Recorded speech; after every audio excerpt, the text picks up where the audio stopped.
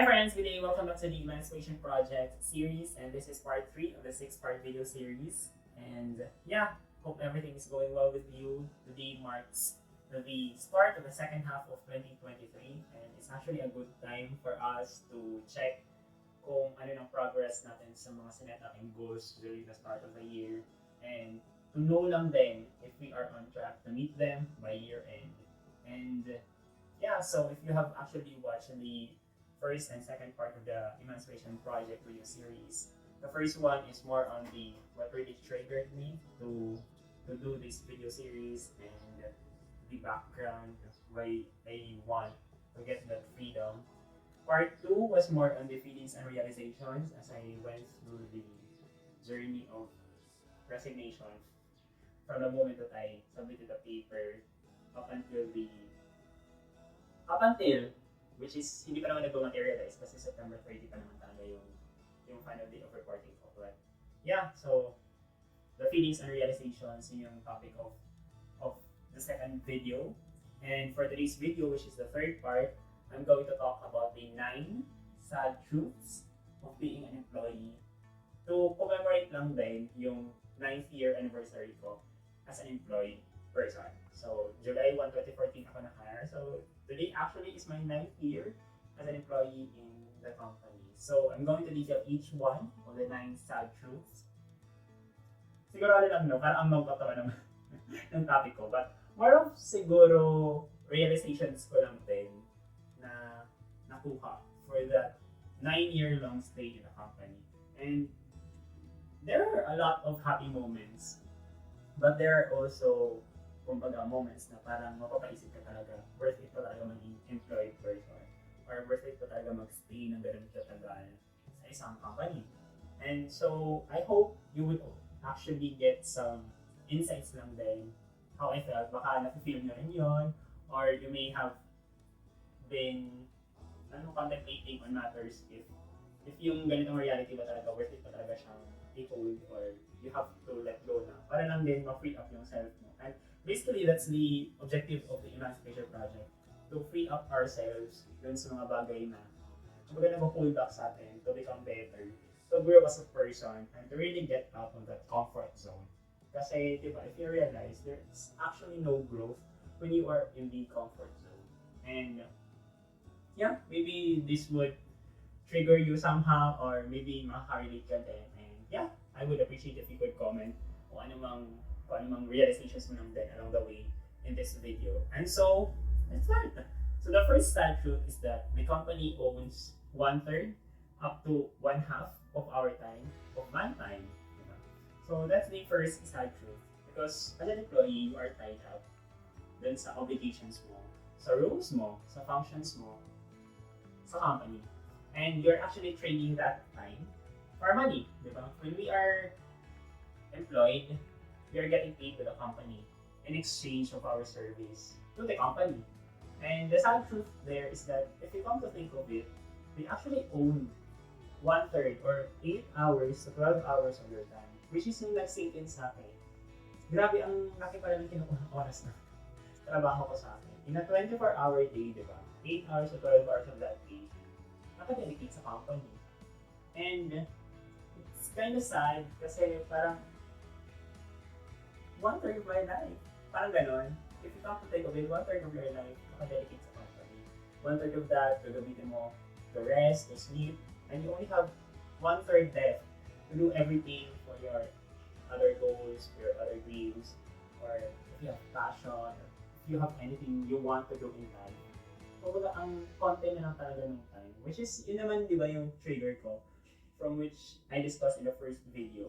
I really want the time to enjoy life, because life is short and we have to maximize the moments na binigay sa atin the Lord. And so that's a sad reality, I guess. And so the second sad truth is that it's a mortal sin to use sick leave.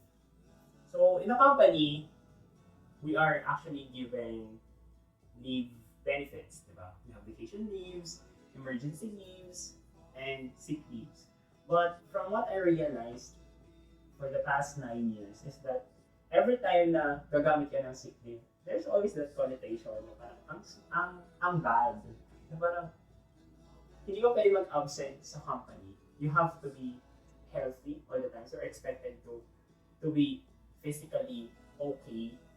So if ever I use sick leave, parang ikaw pa yung nagigilty na parang kasalanan ko pa na nagkasakit ako. Something like that. So hindi na siya magaan sa loob ko kasi parang hindi ko naman maling nagkasakit ako eh. Well, maybe there's a part then na parang may obligation ako to keep myself healthy. Which is, yun na naman yung ginagawa ko. I'm protecting myself to become healthy. But there are just some instances na you can't control kung ano man magiging reaction ng katawan mo. It's so tiring, di ba? Na parang nag-weekend talaga yung immune system. And the sad truth lang din is that parang mali yung pakiramdam na mali pa ba? Ano nagkasakit ako? So parang I feel like it's a mortal sin to use sick leaves. And yeah, so that's the second sad truth. And the third sad truth about being employed is that I'm expected to work like a robot. I'm in a shifting schedule, so kumbaga paiba-iba yung pasok ko. So, for instance, I'm on a night shift duty and the following week, naka-afternoon shift naman. And then the following week, morning shift. And then babalik ulit sa cycle ng night, afternoon, morning. But the thing is, we are expected to stay alert, alive, and awake whenever we are on the office, diba? And sometimes, diba, ang hirap kaya ng transition ng sleeping patterns mo. Lalo na kung every week nagbabago-bago. And so, it would really make you feel tired, especially kung hindi nakapag-adapt yung body mo sa cycle ulit na gano'n. But, the work expects you to be physically perfect. Diba? We are expected to work like a robot. Na parang pag robot ka, if you program the robot to work as it is, 100% efficiency, yun dapat yung gawin din namin. Yun din dapat yung expectation from us. Which is parang realistically, it's not. Diba? Parang nagkakaroon tuloy ng, are they even considerate to realize na parang we are just human beings. And as human beings, we're not perfect, diba?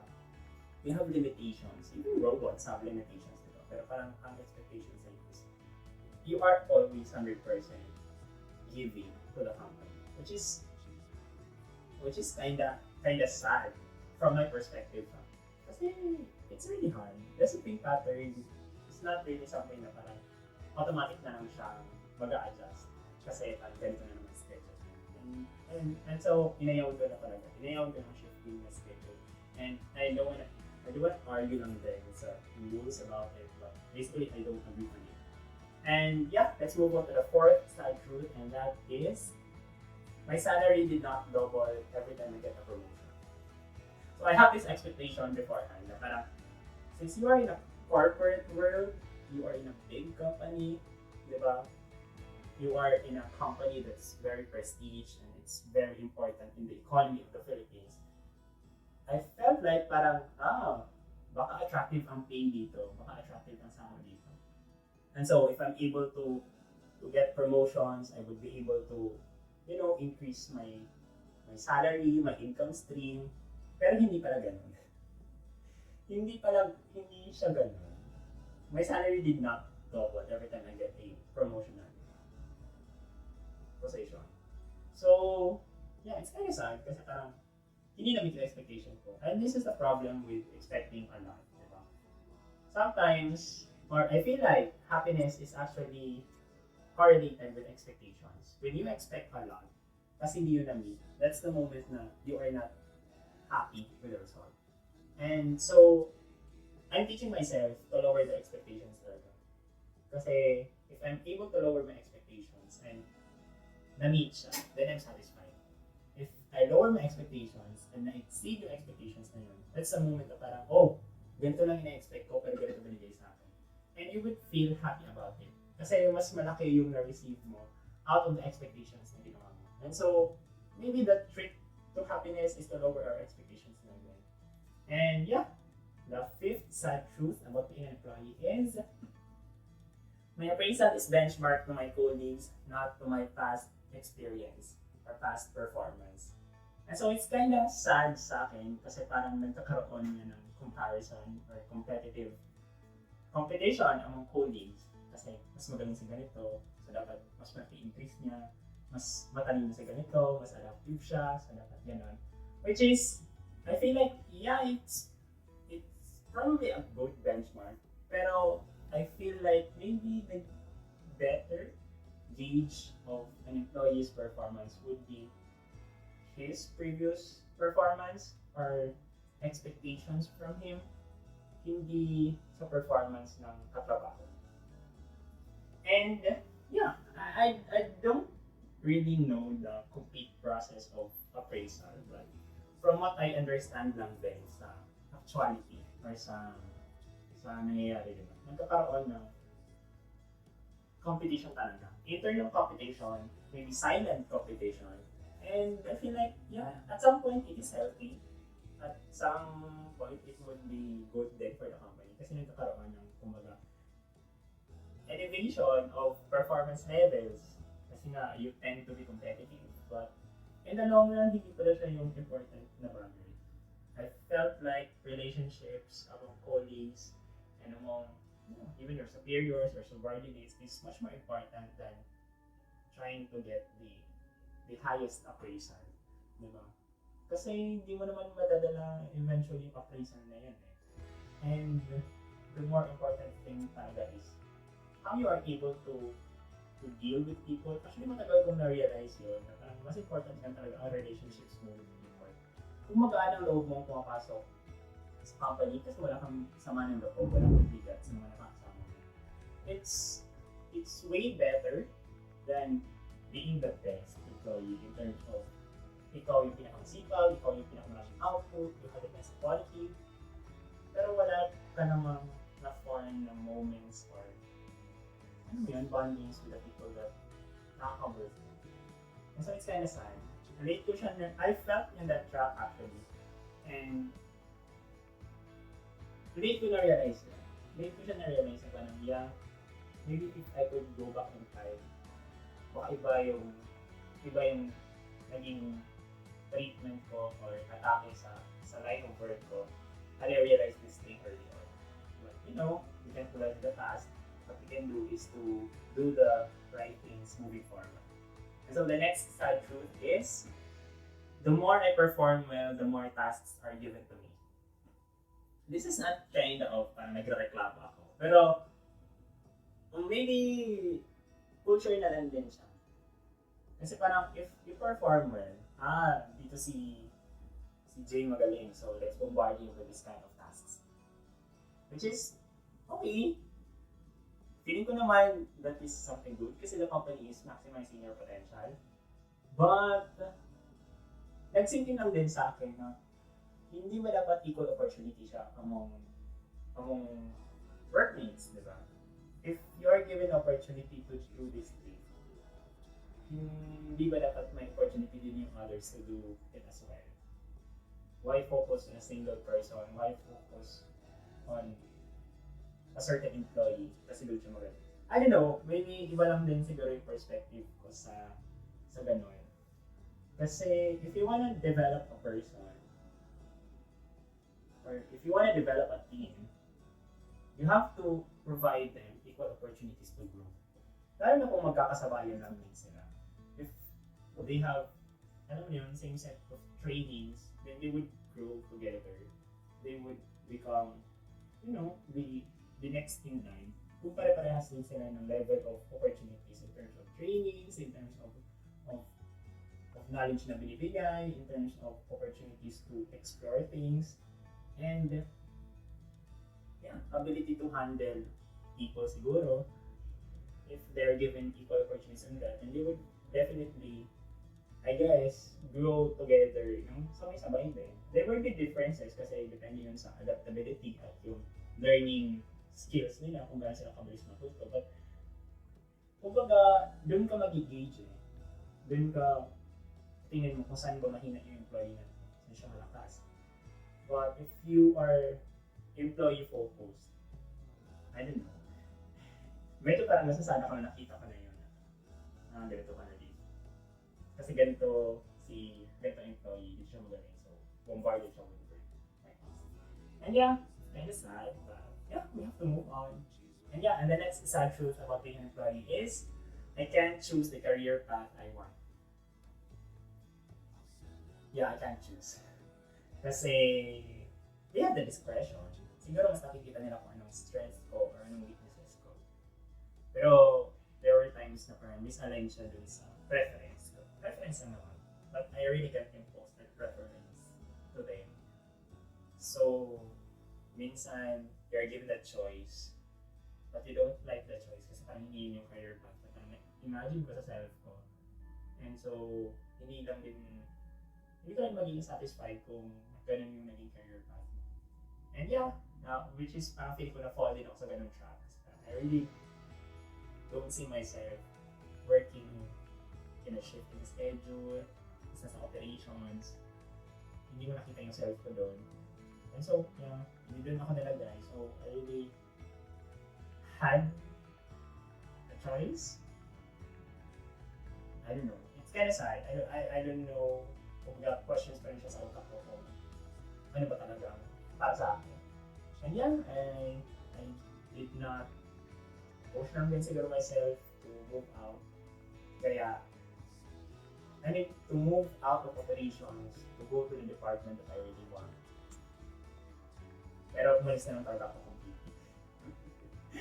From the company, so I have the opportunity na to explore my own and look for the opportunities na para sa akin. And so the 8th sad truth about being employed is that when something goes wrong, it's always good in it. So yun yung isa siguro sa pinaka-sad na parang observe ko while working in the company. Kasi parang whenever there is a problem, an upset, or a disturbance sa system, it's always blaming someone. Not something, someone. Who is the person on duty, who needs to be accountable on that matter, sino dapat sisihin, somehow like that, which is kind of sad kasi parang why focus on people, instead maybe we should focus on the system or the process or how we can improve the workflow to correct the upset or to correct the problem or to prevent it from further happening. Or, di ba, yung instead of focusing on the people or on the person, maybe it's better to focus on the system or, the workflow, the management, or, di ba, it's not always the person. Sometimes, meron ka lang talagang pagkukulang din in terms of equipment care, resources, availability, or yung pagpapansin mo sa problems na na-report ng department pero wasn't just given much attention to resolve. And yeah, it's kind of sad. Iniyawan ko rin yung ganung culture. So, something to learn lang din moving forward. And so, the final sad truth of being an employee is that climbing the corporate ladder is not for everyone. Siguro ito yung pinaka na-observe ko talaga. Not everyone has the opportunity to climb up. Kasi sa sobrang dami nyo, tas mag-agawan kayo for a few higher positions, then definitely everyone will not be able to climb the corporate ladder. Unless, di ba, mag-open up ng additional positions, which doesn't make sense kasi ba't ka mag-open up ng maraming vacant positions just to, increase the people's salary and to give them more responsibility? Just for the sake of having, or for the sake of masabi lang na maangat yung mga tao. And so, if you're the type of person who really wants to compete sa ganung kind of culture, then maybe it's worth staying. But if you're the kind of person na doesn't want really to go up the corporate ladder, you will be stuck. Which is kind of sad kasi parang if you want a career path pero stuck ka lang, eventually you will get bored. Kasi parang paulit-ulit na yung work, naging routinary, something na parang maybe the fulfillment part would not be there.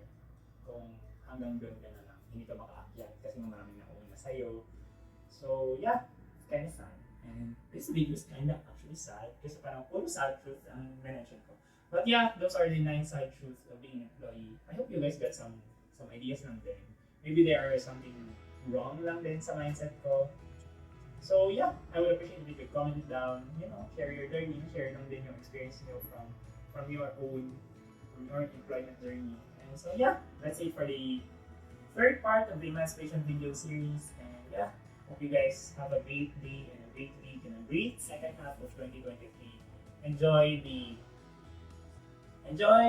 rest of 2023. Let's make it a better year. Yeah, have a great day ahead. See you. Bye-bye.